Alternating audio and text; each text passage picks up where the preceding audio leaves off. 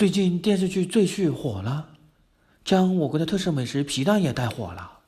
看到演员在剧中变着花样吃皮蛋，我也馋了。今天就给大家带来了一道炸皮蛋，一起来看看吧。食材很简单，只需要皮蛋和鸡腿。剥掉皮蛋的外壳，你想怎么剥就怎么剥，例如敲打炸、手捏，随便你。将皮蛋切成小块，看到案板上的皮蛋，你是不是流口水了？呀，将皮蛋裹上一层淀粉，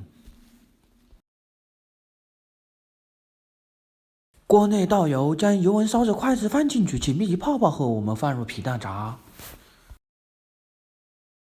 炸的时候记得给皮蛋翻面，炸到皮蛋外皮金黄酥脆，捞出沥油。鸡腿肉去骨，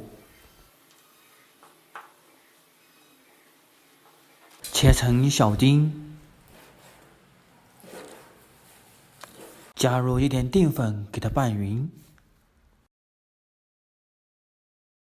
下面我们开始调汁了，这一碗汁很重要，一定要看好喽。碗内倒入1勺生抽，小半勺的老抽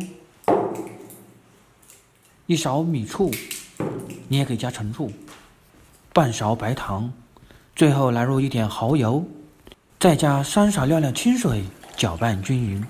锅内倒油，放入鸡胸肉翻炒，炒到鸡胸肉变色，表面微黄，开始出清油的时候，把炒好的肉扒拉到一边，下郫县豆瓣酱、蒜末和姜末炒香，再拉回炒好的鸡腿肉，翻炒均匀，淋入刚才炒好的酱汁，炒匀，倒入炸好的皮蛋，翻炒均匀，最后撒上葱段，即可出锅，太美味了。